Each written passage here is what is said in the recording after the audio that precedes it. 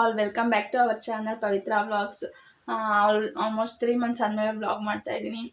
3 months back continuous ಆಗಿ vlog ಮಾಡೋಣ ಅಂತ ಸ್ಟಾರ್ಟ್ ಮಾಡಿದೆ. ಬಟ್ ಸಮ್ ರೀಸನ್ಸಿಂದ ವ್ಲಾಗ್ನ ಕಂಟಿನ್ಯೂ ಮಾಡೋಕ್ಕಾಗಲಿಲ್ಲ. ಅದೇನು ರೀಸನ್ ಅಂತ ನಾನು ಈ ವಿಡಿಯೋದಲ್ಲಿ ಶೇರ್ ಮಾಡ್ತೀನಿ. ಮತ್ತು ತುಂಬ ದಿನ ಆದಮೇಲೆ ವ್ಲಾಗ್ ಸ್ಟಾರ್ಟ್ ಮಾಡ್ತಾ ಇರೋದಕ್ಕೆ ಒಂಥರ ನನಗೆ ನರ್ವಸ್ ಆಗ್ತಿದೆ, ಹೆಂಗೆ ಮಾತಾಡೋದು ಏನು ಅಂತ.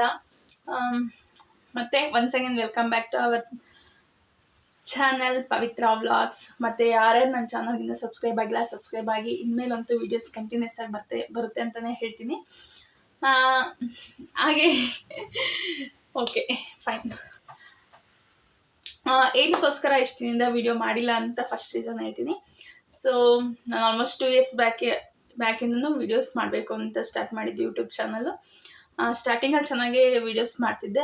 ಆಮೇಲೆ ಹಾಗೆ ಪಾಪು ಇನ್ನೂ ಚಿಕ್ಕವಳಿದ್ರಿಂದ ಅವಳದು ಸ್ವಲ್ಪ ಹೆಲ್ತ್ ಪ್ರಾಬ್ಲಮ್ಮು, ನಂದು ಸ್ವಲ್ಪ ಹೆಲ್ತ್ ಪ್ರಾಬ್ಲಮ್ಮು, ಹಾಗೆ ವೀಡಿಯೋಸ್ನ ಮತ್ತೆ ಕಂಟಿನ್ಯೂ ಮಾಡೋಕ್ಕಾಗಿಲ್ಲ. ಮತ್ತೆ ಸ್ಟಾರ್ಟ್ ಮಾಡಿದೆ ವೀಡಿಯೋಸ್ಗೆ ಹಾಕಬೇಕು ಅಂತ. ಹಾಗೆ ಸಮ್ ರೀಸನ್ಸಿಂದ ಸ್ಟಾಪ್ ಆಗ್ತಾನೆ ಇತ್ತು. ಸೊ ಈಗಾಗಲೇ ನನ್ನ ಮಗಳಾಗಲೇ 2 ವರ್ಷ ಕಂಪ್ಲೀಟ್ ಆಗಿ 4 months 2 years 4 months ಆಗಿದೆ. ಸೊ ಈಗ ಅವಳು ಸ್ವಲ್ಪ ದೊಡ್ಡವಳಾಗಿದ್ದಾಳೆ ಅಷ್ಟೊಂದು ದೊಡ್ಡವಳಾಗಿಲ್ಲ. ಓಕೆ, ಅವಳನ್ನ ಒಂದು ಕೂರಿಸಿ ಆಟ ಆಡಿಸ್ಬೋದು, ಆ ಥರ ಮೇಂಟೈನ್ ಮಾಡ್ಬೋದು ಇವಾಗ. ಮುಂಚೆ ಅದೇ ಅವಳ ಹತ್ರನೇ ಕೂರಬೇಕಿತ್ತು.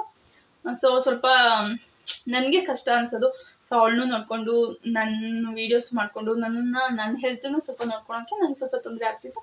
ಅದಕ್ಕೋಸ್ಕರ ನಾನು ಆವಾಗ ವೀಡಿಯೋಸು ಓಕೆ ಫೈನಿಗೆ ಸ್ಟಾಪ್ ಮಾಡೋಣ ಅಂದ್ಬಿಟ್ಟು ಸ್ಟಾಪ್ ಮಾಡಿದೆ. ಮತ್ತು ನಾನು 3 months 4 months ಬ್ಯಾಕ್ ಮತ್ತೆ ಸ್ಟಾರ್ಟ್ ಮಾಡಿದೆ ವೀಡಿಯೋಸ್ ಮಾಡೋಣ. ಈಗ ಮಗಳು ದೊಡ್ಡೊಳಗಿದ್ದಾಳ ಅಂದ್ಕೊಂಡು ವೀಡಿಯೋ ಸ್ಟಾರ್ಟ್ ಮಾಡಿದೆ. ಬಟ್ ಏನು ರೀಸನ್ಸ್ಗೆ ಮತ್ತೆ ವೀಡಿಯೋ ಸ್ಟಾಪ್ ಮಾಡಿದೆ ಅಂದರೆ, ಹಾಗೆ ನಿಮಗೆಲ್ಲರಿಗೂ ಒಂದು ಗುಡ್ ನ್ಯೂಸು. ಸೊ ಮತ್ತೆ ನಾನು ಕನ್ಸೀವ್ ಆಗಿದ್ದೆ. ಸೊ ಆ ಟೈಮಲ್ಲಿ ತುಂಬ ಸುಸ್ತು ಎಲ್ಲ ಜಾಸ್ತಿ ಇತ್ತು. ಸೊ ನನ್ನನ್ನು ನಾನು ನೋಡ್ಕೊಳೋಕ್ಕೆ ತುಂಬ ಕಷ್ಟ ಆಗ್ತಿತ್ತು. ಮಗಳನ್ನಿರಲಿ ನನ್ನನ್ನು ನಾನು ನೋಡ್ಕೊಳೋಕ್ಕೆ ನನಗೆ ತುಂಬ ಕಷ್ಟ ಆಗ್ತಿತ್ತು. ನಾನು ಫಸ್ಟ್ ಪ್ರೆಗ್ನೆನ್ಸಿ ಕಂಪೇರ್ ಮಾಡಿದ್ರೆ ಈ ಪ್ರೆಗ್ನೆನ್ಸಿ ಸ್ವಲ್ಪ ಸ್ಟಾರ್ಟಿಂಗ್ ಫಸ್ಟ್ ಟೈಮಿಸ್ಟರ್ ನನಗೆ ತುಂಬ ಕಷ್ಟನೇ ಅನಿಸ್ತು ತುಂಬ. ಸೊ ಅದಕ್ಕೋಸ್ಕರ ನಾನು ವೀಡಿಯೋಸ್ ಏನೂ ಮಾಡಲಿಲ್ಲ. ಸೊ ಏನು ಗುಡ್ ನ್ಯೂಸ್ ಅಂದರೆ, ಸೊ ಮತ್ತೆ ನಾನು ಕನ್ಸೀವ್ ಆಗಿದ್ದೀನಿ ಸೆಕೆಂಡ್ ಬೇಬಿಗೆ. ಇದನ್ನೆಲ್ಲ ನಾನು ನಿಮ್ಮ ಜೊತೆ ಶೇರ್ ಮಾಡ್ಕೊಬೇಕು. ಮತ್ತು ನನ್ನ ಪ್ರೆಗ್ನೆನ್ಸಿ ಜರ್ನಿ ಯಾವ ಥರ ಇರುತ್ತೆ ಅದನ್ನು ನಾನು ಕ್ಯಾಪ್ಚರ್ ಮಾಡಬೇಕು. ಇದು ಕ್ಯಾಪ್ಚರ್ ಮಾಡಿದ್ರೆ ಆಲ್ಮೋಸ್ಟ್ ಇದು ಲೈಫ್ ಲಾಂಗ್ ಮೆಮೊರೀಸ್ ಇರುತ್ತಲ್ಲ. ಸೊ ಅದಕ್ಕೋಸ್ಕರ ನಾನು ನಿಮ್ಮ ಜೊತೆ ಶೇರ್ ಮಾಡಬೇಕು ಅಂತ ಈ ವಿಡಿಯೋ ಮಾಡ್ತಾಯಿದ್ದೀನಿ. So unexpected. ಸೊ ಸದ್ಯಕ್ಕೇನು ಪ್ಲ್ಯಾನ್ ಇರಲಿಲ್ಲ.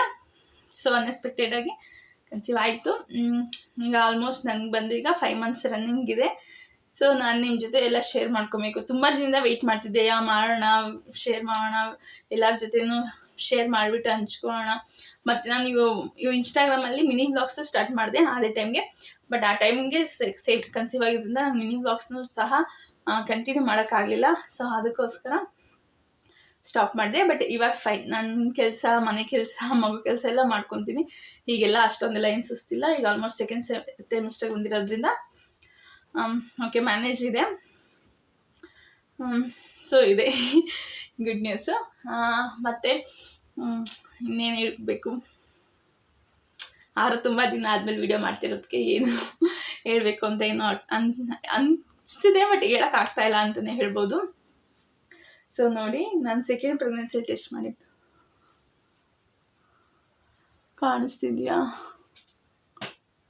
ಕಾಣಿಸ್ತಿದ್ಯಾ ಬೆಳಕಿಗೆ ಗೊತ್ತಿಲ್ಲ. ಇದು ಸೆಕೆಂಡ್ ಪ್ರೆಗ್ನೆನ್ಸಿ ಟೆಸ್ಟ್ ಮಾಡಿದ್ದು.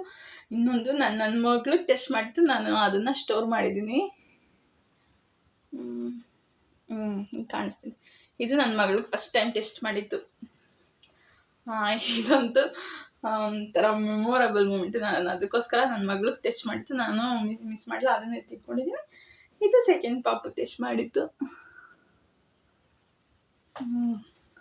ಸೊ ಆಲ್ರೆಡಿ ನನ್ನದು early pregnancy scan, NT scan ಎಲ್ಲ ಸ್ಕ್ಯಾನು ಆಗಿದೆ. ಇನ್ನು ನೆಕ್ಸ್ಟ್ 5 months 6 months ಬಿದ್ಮೇಲೆ ಅನಾಮಲ್ ಸ್ಕ್ಯಾನ್ ಮಾಡಿಸ್ಬೇಕು. ಇನ್ನೊಂದು 15 days ಇದೆ ಅನಾಮಲ್ ಸ್ಕ್ಯಾನ್ ಮಾಡ್ಸೋಕ್ಕೆ. ಆದರೂ ಖುಷಿ ಒಂದು ಕಡೆ ಆಗ್ತಿದೆ. ಮತ್ತು ಒಂದು ಪ್ಲ್ಯಾನ್ ಇತ್ತು, ನನ್ನ ಮಗಳನ್ನ ನಾನು ಸ್ಕೂಲಿಗೆ ನೆಕ್ಸ್ಟ್ ಇಯರ್ ಸ್ಕೂಲಿಗೆ ಹಾಕಬೇಕು ಅಂದ್ಕೊಂಡಿದ್ದೀನಿ. ಸೊ ಸ್ಕೂಲ್ಗೆ ಆಗೋಷ್ಟೊತ್ತಿಗೆ ಅಟ್ಲೀಸ್ಟ್ ಇನ್ನೊಂದು ಬೇಬಿ ಆದರೆ ನಾನು ಆ ಪಾಪನ ನೋಡಿಕೊಂಡು ಅವಳನ್ನ ನೋಡ್ಕೊಬೋದು. ಇನ್ ಕೇಸ್ ಅವಳನ್ನ ಸ್ಕೂಲಿಗೆ ಹಾಕಿದ್ಮೇಲೆ ನಾನು ಇನ್ ಕೇಸ್ ಕನ್ಸೀವ್ ಆದರೆ ಸೊ ಅವಳನ್ನ ನೋಡ್ಕೊಳಕ್ಕೆ ನಂಗೆ ಕಷ್ಟ ಆಗೋದು. ಸೊ 2 ಪಾಪನ್ನು ಮ್ಯಾನೇಜ್ ಮಾಡೋದು ಕಷ್ಟನೇ ಆಗ್ಬೋದು. ಸೊ ಅದೊಂದು ಐಡಿಯಾ ಇತ್ತು. ಓಕೆ, ಇನ್ನೂ 1 year ಟೈಮ್ ಇದೆ ನನಗೆ, ಅಷ್ಟೊತ್ತಿಗೆ ಡೆಲಿವರಿನೂ ಆಗಿರುತ್ತೆ. ಸೊ ಈಗ ಬರೋ ಪಾಪುನು ಒಂದು 5 ಮಂತ್ಸ್ 4 ಮಂತ್ಸ್ 5 ಮಂತ್ಸ್ ಆಗಿರುತ್ತೆ. ಸೊ ಓಕೆ, ಇಲ್ಲೇ ಇದ್ಕೊಂಡು ಹಸ್ಬೆಂಡ್ ಮನೇಲಿ ಇದ್ಕೊಂಡು ಪಾಪು ನನ್ನ ಮಗಳನ್ನ ಇಬ್ಬರೂ ನೋಡ್ಕೊಬೋದು. ಸೊ ಅದೊಂದು ಓಕೆ ಫೈನ್, ಪರವಾಗಿಲ್ಲ, ಒಳ್ಳೇದೇ ಆಯಿತು ಅನ್ನೋ ಥರ ತಲೆಗೆ ಬಂತು. ಮತ್ತು ನನ್ನ ಸ್ಕ್ಯಾನಿಂಗ್ ರಿಪೋರ್ಟು ನಾನು ತೋರಿಸ್ತೀನಿ. ಬಟ್ ನನಗೆ ಕನ್ಸೀವ್ ಅಂತ ಗೊತ್ತಾಗಿ ನನ್ನ ಮಗಳಿಗೂ ಅಷ್ಟೇ, ಈ ಪಾಪುಗೂ ಅಷ್ಟೇ, ಕನ್ಸೀವ್ ಅಂತ ಗೊತ್ತಾಗಿ early pregnancy scan first time ಮಾಡಿಸಿದಾಗ ನನ್ನ ಮಗಳಿಗೂ ಫಸ್ಟ್ ಸ್ಕ್ಯಾನಲ್ಲಿ ಹಾರ್ಟ್ ಬೀಟ್ ಬರಲಿಲ್ಲ. ಸೊ ಸೇಮ್ ಈ ಸತಿನೂ ಅದೇ ಥರ ಆಯಿತು, ಫಸ್ಟ್ ಸ್ಕ್ಯಾನಲ್ಲಿ ಹಾರ್ಟ್ ಬೀಟ್ ಬರಲೇ ಇಲ್ಲ. ಸೊ ಮತ್ತೆ ಲಾಸ್ಟ್ ಟೈಮ್ ಹೇಳಿದ್ರಿಸಾನೆ ಇನ್ನೊಂದು 15 ಡೇಸ್ ಬಿಟ್ಟು ಚೆಕ್ ಮಾಡಿ ಪಾಸಿಟಿವ್ ಬಂದರೆ ಬನ್ನಿ ಸ್ಕ್ಯಾನಿಂಗ್ ಅಂತ ಹೇಳಿದ್ರು. ಥ್ಯಾಂಕ್ ಗಾಡ್, ಲಾಸ್ಟ್ ಟೈಮ್ ಯಾವ ಥರ ಆಯಿತು ಅದೇ ಥರ ಆಯಿತು. ಸೊ ಇದು ಬಂದು ಜಾಸ್ತಿ ಬೆಳಕು ಅನಿಸುತ್ತೆ, ಕಾಣ್ತಿದ್ಯಾ? ಇದು ಬಂದು ಅರ್ಲಿ ಪ್ರೆಗ್ನೆನ್ಸಿ ಸ್ಕ್ಯಾನು.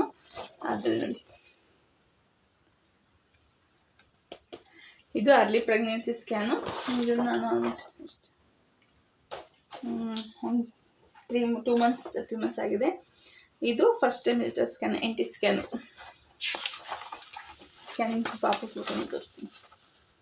ಇದು ಅರ್ಲಿ ಪ್ರೆಗ್ನೆನ್ಸಿ, ಇದು ಫಸ್ಟ್ ಟೈಮ್ ಸ್ಕ್ಯಾನು. ಸೊ ಇಷ್ಟೆಲ್ಲ ಆಗಿದೆ. ಇನ್ನು ನೆಕ್ಸ್ಟು ಅನಾಮಲ್ ಸ್ಕ್ಯಾನ್ ಒಂದು ಬ್ಯಾಲೆನ್ಸ್ ಇದೆ. ಅನಾಮಲ್ ಸ್ಕ್ಯಾನು ಇನ್ನೇನು ನೆಕ್ಸ್ಟ್ ಮಂತಿಗೆ ಹೇಳಿದ್ದಾರೆ, ಒಂದು 15 ಡೇಸ್ ಇದೆ. ಸೊ ಆದರೂ ಖುಷಿ ಆಗ್ತಿದೆ. ನಾನು ಯೂಶ್ವಲಿ ಹೆಂಗೆ ಹೇಳಬೇಕು,